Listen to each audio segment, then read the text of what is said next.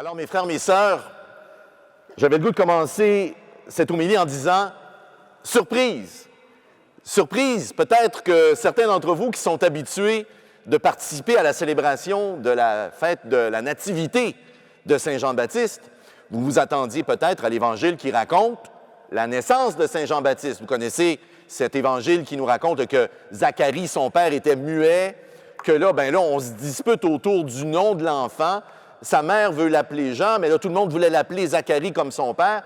Puis la fameuse phrase qui est écrite, « Son nom est Jean ». Le choix de l'Évangile qu'on vient d'entendre, c'est une audace liturgique. Puis là, je vais dénoncer l'abbé Robert Gendreau. Il est là, c'est lui. C'est de sa faute.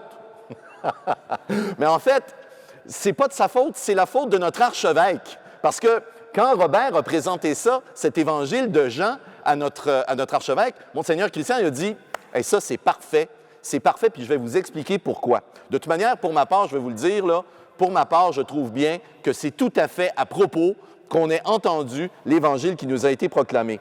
C'est très à propos, tout simplement parce que cet évangile qui raconte la naissance de Jean-Baptiste se termine par une question. Vous savez, l'évangile qu'on lit d'habitude se termine par la question « Que sera cet enfant? » Et voilà que l'évangile qu'on vient d'entendre nous donne la réponse. Si c'est vrai qu'aujourd'hui, on célèbre la naissance de Saint Jean-Baptiste, il faut se rappeler que cet enfant-là ne naît pas pour rien. Sa venue dans le monde a un but, un sens, et ce but nous est dévoilé dans l'Évangile que nous proclamons et dans les autres textes que nous avons entendus. Et quel est le but de la vie de Saint Jean-Baptiste? Quel est le but unique de sa vie? Dès le sein de sa mère. Dès le sein de sa mère, Saint Jean, son but, c'est d'être prophète, serviteur infatigable du Seigneur. Son but, c'est de rendre témoignage au Messie qui vient.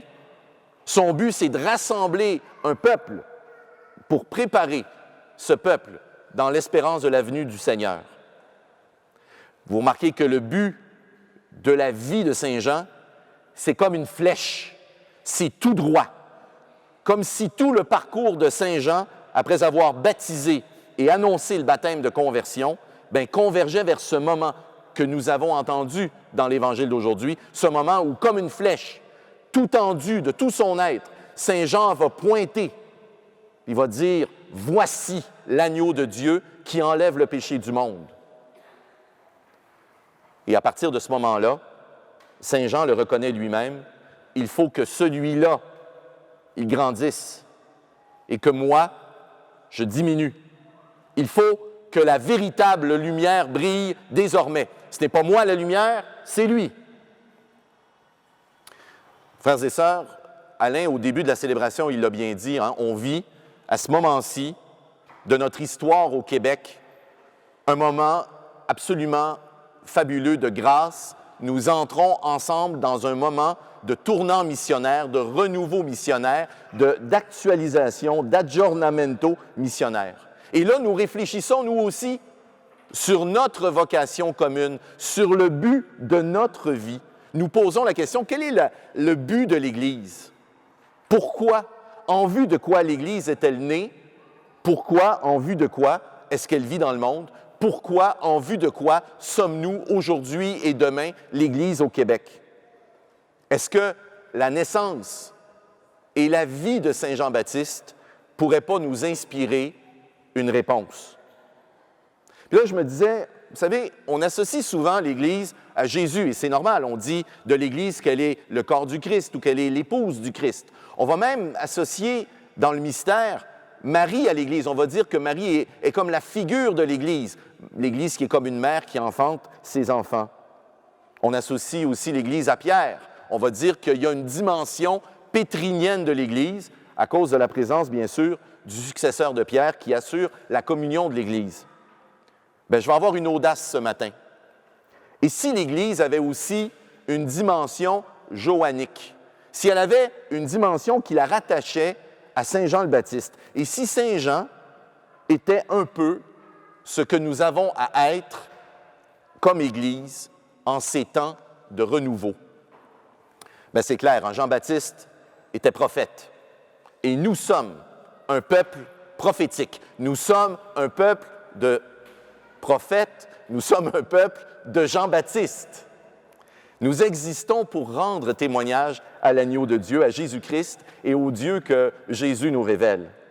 Comme Jean-Baptiste, nous avons à rendre témoignage non seulement avec des paroles percutantes, parlantes au cœur de nos concitoyens et de nos concitoyennes, mais aussi par toute notre vie. Jean le Baptiste vivait une vie cohérente avec le message de conversion qu'il annonçait. Alors, je pense que oui, Jean le Baptiste peut nous inspirer, puis je pense que l'Évangile qu'on vient d'entendre, en tout cas, il est éclairant de bien des manières sur ce que nous avons à être comme Église. Bien, premièrement, là, si je regarde Saint Jean dans l'Évangile, on va y plonger ensemble, là. Bien, moi, je suis frappé par son humilité, par sa liberté, par sa parole libre, puis par son audace. C'est quand même extraordinaire, là. D'abord, vous avez remarqué, là, il y a une gang de spécialistes là, qui débarquent de Jérusalem et qui viennent lui poser toute une batterie de questions. Ils viennent vérifier l'orthodoxie de Jean le Baptiste. Qui es-tu? Es-tu Élie? Es-tu le prophète? Pourquoi baptises-tu? Dans le contexte, je pense qu'on peut entendre « Montre-nous là, tes lettres de créance, là. Montre-nous ton passeport, là. On va le contrôler. » Et si tu ne rentres pas dans nos petits schémas, là, si tu ne rentres pas dans nos petites cases, là, tasse-toi. De quel droit baptises-tu? Bien, ce qui est quand même extraordinaire, puis je pense que ça peut nous inspirer. Avez-vous remarqué comment Jean, dans l'Évangile, là, cool, garde son calme. Ça ne l'impressionne pas, là, les patentés qui débarquent de Jérusalem. Avez-vous remarqué comment il répond aux questions, puis chaque fois qu'on lui pose une question, on dirait que la réponse est de plus en plus courte. Non, je ne suis pas, c'est pas moi. Non. Et quand on le force à dire quelque chose sur lui-même, il va rester anonyme. Je suis la voix de celui qui crie dans le désert, préparez le chemin du Seigneur. Je n'ai pas de nom propre. Jean pourrait être un peu impatienté par tout cet interrogatoire, mais je pense qu'il aurait le droit, mais parce que c'est sa conviction, en fait, la plus profonde, c'est pas lui qui est important, mais plutôt celui qui l'annonce. C'est lui qui est important. Moi, je baptise dans l'eau. Ce n'est qu'une préparation. Alors, pourquoi est-ce que vous vous intéressez à moi? Ce n'est pas moi qui est important, mais celui qui vient derrière moi est bien plus puissant que moi. C'est à lui que vous devriez vous intéresser. Mais voilà la phrase qui devrait nous percuter, là. Jean dit à ses interlocuteurs, mais celui-là, celui qui vient, là, qui se tient au milieu de vous, vous ne le connaissez pas. Il est là, pourtant, au milieu de vous. Moi, ça me frappe en tout cas. L'humilité de Jean le Baptiste, son décentrement de lui-même, ce n'est pas lui qui est important. Le focus sur le Messie, focus sur celui qui est là, Christ au milieu de nous. Alors, je pense qu'on peut déjà dire, Jean-Baptiste, apprends-nous ton humilité et ta liberté de prophète. Dans son témoignage, il me semble qu'il y a aussi un appel qui nous concerne pour nous aujourd'hui, pour demain d'ailleurs, comme pour ceux et celles qui l'entendaient prêcher au bord du Jourdain. Puis il me semble que son témoignage dit à peu près ceci. Dieu s'en vient. Dieu y est là. Mais il vient comme l'inconnu. Dieu vient dans vos vies, Dieu vient dans nos vies comme l'inattendu. Il va se présenter en dehors de vos petites cases. Il va se présenter en dehors de vos schémas préalables. Il va entrer par la porte d'en arrière. Il va peut-être même vous paraître suspect. Il va prendre les traits de l'étranger, du migrant, du pauvre, du voisin qui fait du bruit à 3 heures du matin sur la rue de Rolette. Dieu vient. Vous allez être surpris. Saint Jean-Baptiste nous dit ça. Vous allez être surpris, mais si vous vous laissez surprendre par le Seigneur, au lieu d'exiger qu'il entre dans vos petites cases, au lieu d'exiger qu'il ressemble à la petite idée que vous avez de lui, alors il y aura pour vous, mes amis, une joie disponible. La joie qui nous est offerte aujourd'hui, frères et sœurs, c'est d'abord la joie de Dieu, qui a imaginé un chemin surprenant pour venir jusqu'à nous. Jésus de Nazareth, imaginez, humble fils d'un charpentier et d'une fille mère. venant de Nazareth en Galilée. Il n'y a personne qui a entendu parler de ce village-là. C'est même pas marqué dans la Bible, ce village-là. De Nazareth, que peut-il sortir de bon? La joie de ce jour, mes frères, mes sœurs, c'est bien la joie de Dieu qui a dû dire à ses anges, là, ils vont être surpris, je vais les surprendre, ils n'en reviendront pas. Ils doivent bien s'attendre à un Messie vengeur, à un juge implacable, le Dieu qui vient, un justicier, qui vient mettre de l'ordre. Je leur envoie plutôt mon fils, doux et humble de cœur. Et c'est là, mes amis, où l'humilité de Jean le Baptiste me touche le plus. Parce que vous avez remarqué, dans l'Évangile qu'on vient d'entendre, 2 fois plutôt qu'une. Jean le Baptiste va dire à ses interlocuteurs, « Le Messie vient, c'est lui, mais moi, je ne le connaissais pas. » Quoi? Jean, excuse, mais c'est parce que c'est ton cousin. Voyons donc, on ne le connaissait pas. Vous avez joué au hockey ensemble.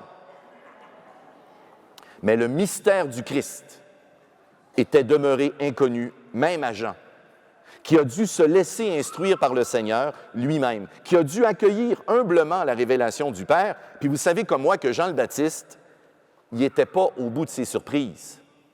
Même dans sa prison, là, quand il a été mis en prison par Hérode, il envoie des disciples auprès de Jésus parce que là, lui, Jean, il attendait le Messie avec un fouet, là, puis la pelle à vanner, puis le bâton, puis la hache. Puis là, c'est Jésus qui pardonne, c'est Jésus qui est miséricordieux, c'est Jésus qui mange avec les pécheurs, c'est Jésus. Es-tu celui qui doit venir ou devons-nous en attendre un autre? Et vous connaissez la réponse de Jésus. Les aveugles voient, les sourds entendent, les perclus bondissent de joie, la bonne nouvelle est annoncée aux pauvres. Voilà le Messie surprenant que Jean le Baptiste a bien désigné, mais qu'il avait encore à découvrir. Et là, je me dis que comme Église, nous avons à nous laisser inspirer par Jean le Baptiste. Nous avons à expérimenter sa liberté face au monde, notre liberté face au monde qui nous interroge, qui nous comprend de moins en moins. Les catholiques, là, on est de moins en moins compris, on a de moins en moins bonne presse, que Saint Jean-Baptiste nous parle et nous inspire sa liberté. Le monde voudrait nous faire entrer dans ces petites cases.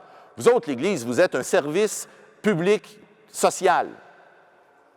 Nous avons une dimension sociale à notre foi et Dieu nous aide à promouvoir la justice, le partage et la paix, la dignité de toute personne. Mais nous sommes plus que ça. Que Saint Jean-Baptiste nous inspire la liberté pour aujourd'hui et pour demain. Que Saint Jean-Baptiste nous inspire aussi l'audace. L'audace de proclamer non pas un message, pas simplement des belles valeurs, mais une personne vivante, le Christ qui se tient au milieu de nous, Christ au cœur du monde. Et que Saint Jean-Baptiste nous inspire comme Église à être de ceux et celles qui invitent à entrer en relation vivifiante avec lui. Que Saint Jean-Baptiste nous inspire la joie qui est sienne. La joie qui est sienne, qui est la joie de l'ami de l'époux. Au chapitre 3 de l'Évangile de Jean, il y a ça qui est dit aussi. Tout le monde dit à Jean, « Écoute donc, ta gang de disciples est en train de te quitter là, pour suivre Jésus de Nazareth. Ça ne te fait rien? » Et qu'est-ce que Jean-Baptiste va répondre? « Celui qui a l'épouse, c'est l'époux. Moi, je suis l'ami de l'époux et ma joie, c'est quand l'époux et l'épouse se rencontrent. » Est-ce que ça ne pourrait pas être notre joie? Que Saint Jean-Baptiste nous inspire dans son humilité la joie qui est sienne, sa joie complète et parfaite, de voir des hommes et des femmes, peut-être à cause de notre témoignage, rencontrer le Christ comme l'épouse rencontre l'époux. Que la joie de l'ami de l'époux soit nôtre. Et enfin, que Saint Jean-Baptiste nous aide à reconnaître, comme il l'a reconnu, que nous n'avons pas toutes les réponses, que nous n'avons pas fini, comme Église, d'entrer dans le mystère du Christ, que nous avons encore et toujours, comme Saint Jean-Baptiste, à nous laisser instruire par celui qui nous envoie dans le monde à la rencontre de nos sœurs et de nos frères en humanité. Voilà, dans la vie de notre Église qui prend ce tournant missionnaire, frères et sœurs, nous aussi, comme Église, nous avons à accueillir le Seigneur qui vient à notre rencontre par des chemins déroutants.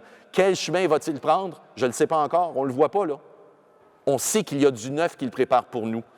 Est-ce que nous pouvons avoir confiance que cette rencontre que Jésus prépare pour nous aujourd'hui, demain, qu'il prépare à son Église à Montréal et au Québec, que ce sera pour notre joie, pour notre liberté, pour nous dégager, pour rendre le meilleur témoignage à l'agneau de Dieu. N'avons-nous pas, aujourd'hui, demain, frères et sœurs, ce défi de reconnaître Dieu à l'œuvre, de reconnaître le Christ vivant qui vient à notre rencontre pour mieux le servir?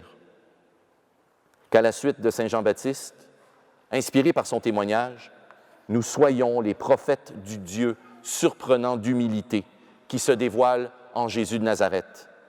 Que nous soyons les prophètes du monde renouvelé qui surgit déjà depuis la mort-résurrection de l'agneau de Dieu. Amen.